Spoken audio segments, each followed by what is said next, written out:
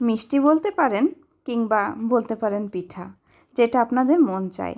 আমি বলবো না যে বানিয়েছি আমি কালোজাম।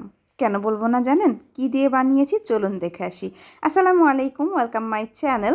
আমার চ্যানেলে নতুন হলে অবশ্যই সাবস্ক্রাইব করবেন এবং কমেন্ট করে জানাবেন। আজকে আমি সুজি দিয়ে বানিয়েছিলাম এই মিষ্টি কিংবা এই পিঠাটি। যে নাম দিতে চান আপনারা অবশ্যই দিতে পারেন। তার জন্য নিয়েছি সুজি, ময়দা, দুধ, চিনি এবং ঘি। সবগুলো উপকরণ আমি এখন মিশিয়ে নিব। আমি কোনো লবণ দিই না মিষ্টির মধ্যে, কারণ আমার এটা একদমই ভালো লাগে না। আপনারা চাইলে লবণটা দিতে পারেন।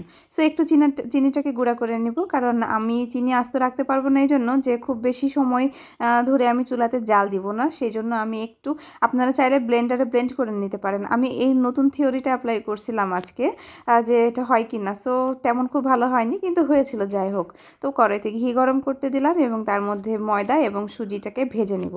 খুব স্লোতে ভাজতে হবে, যেন একদমই পুড়ে না যায়। খুবই মানে সময় নিয়ে এটাকে ভাজতে হবে। কিন্তু আমি যদিও বা ক্রপ করে দেখিয়েছি, কিন্তু এটা আমি অনেকক্ষণ ধরে ভেজেছি। প্রায় আমি 10 মিনিট বলবো না, 6 থেকে 7 মিনিট ভেজেছি, খুবই কম আছে। কারণ এটা থেকে একটা স্মেল আসবে, দেখবেন অনেক মজার একটা স্মেল। এরপরে আমি সেই গুঁড়া করা চিনিগুলোকে দিয়ে দিব এবং তার মধ্যে অ্যাড করে দিব দুধ। দুধের সাথে আপনারা চাইলে একটু পানিও দিতে পারেন, কিন্তু আমি পানি দেই নাই, আমি দুধ দিয়েই পুরোটাকে করে নিয়েছি। এবং এটাকে খুব ভালো মতন কিন্তু মানে মাখিয়ে নিতে হবে এবং এটা যেন সিদ্ধ হয়ে যায়। যেহেতু সুজিটাকে আমি আগে ব্লেন্ড করে গুঁড়া করে নেইনি, সো আমাকে এটা কিন্তু চুলার মধ্যেই করে নিতে হবে। এবং এটা খুব ভালো একটা ডো হয়ে যাবে, দেখবেন যে কড়াই থেকে এমনি এমনি ছেড়ে দিচ্ছে। সো মনে করবেন যে তখন আপনার ডোটা একদম পারফেক্টলি হয়ে গেছে। দেন নামিয়ে নিব। নামিয়ে নেওয়ার পরে একটু ঠান্ডা করে নিতে হবে, কারণ গরম গরম অবস্থাতে অবশ্যই হাত দেওয়া তো যাবে না। সো একটু চামচ দিয়ে নাড়াচাড়া করে ঠান্ডা হয়ে যাবে। ঠান্ডা হলেই কিন্তু সেটা একটু শক্ত হয়ে যায়। এর মধ্যে আমি মিশিয়ে নিচ্ছি কনডেন্স মিল্ক। তো এখানে এটা এই দুধ না দিলেও হবে, আপনারা চাইলে গুঁড়া দুধ অ্যাড করতে পারবেন। স্মেলটা অনেক মানে ভালো দেয় এবং টেস্টটাও অনেক মিষ্টি লাগে, ভালো লাগে। সেটাকে আমি এখন খুব ভালো মতন হাত দিয়ে মেখে নিব। খুব ভালো করে মেখে নিতে হবে, কিন্তু এই সময়টা একটু খুবই সময় নিয়ে এবং একটু তেল অথবা ঘি দিয়ে আপনারা কিন্তু মেখে নিতে পারেন, কারণ হাতের সাথে মানে লেগে যেতে পারে। সো আপনারা এটা খুব ভালো মতন মেখে নিতে হবে, মেখে নেবেন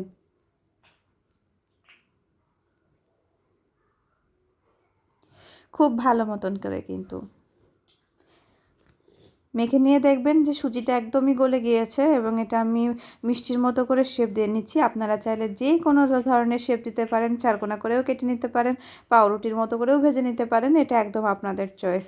আমি এখানে মিষ্টির মতো করে বানিয়ে নিলাম, কারণ আমার বাচ্চারা এই মিষ্টির মতো করে বানালে খুব ভালোবাসে খেতে। সো এর মধ্যে আমি নিয়ে নিলাম অনেকটা তেল, এবং তেল বেশি গরম হলে এই মিষ্টিগুলো দেওয়া যাবে না। খুব কম গরম হবে, তার মধ্যে মিষ্টিকে আপনারা দিয়ে দিবেন।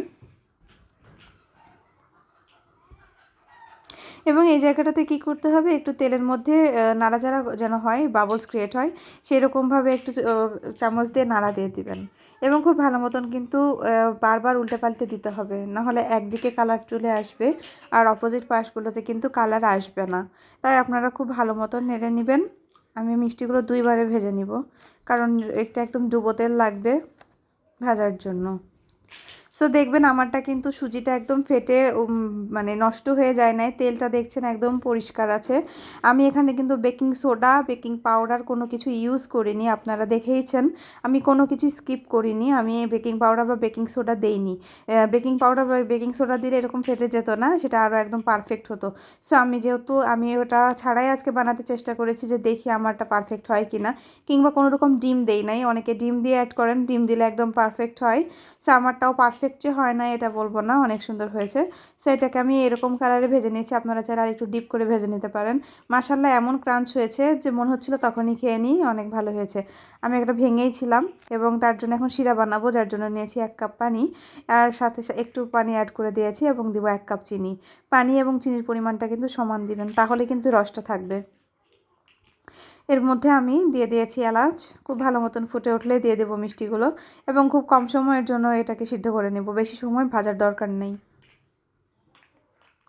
পানি এবং চিনির মাত্রাটা একটু বেশি দেবেন। যারা রসটা খেতে ভালোবাসেন অবশ্যই তারা একটু বেশি করে চিনি এবং বেশি করে পানিটা অ্যাড করে দিবেন, নতুবা এই সুজির পিঠা তো রসটাকে একদম কিন্তু অ্যাবজর্ব করে নেবে, টেনে নেবে। সো আপনারা চাইলে একটু বাড়িয়ে দিতে পারেন। তো এই যে দেখুন 5 মিনিট পরে কিন্তু আমার মিষ্টিগুলো একদম সুন্দর মতো হয়ে গিয়েছে, ভিতরেও কিন্তু সুন্দর মতন রস প্রবেশ করে গেছে। এই যে আমি বাটিতে ঢেলে সার্ভ করে নিচ্ছি এবং আমার তৈরি হয়ে গেছে এই মজাদার পিঠা বলেন আর মিষ্টি বলেন, যেটাই বলেন। ভালো লাগলে অবশ্যই লাইক আর কমেন্ট করবেন আর আমার চ্যানেলের সঙ্গে থাকবেন।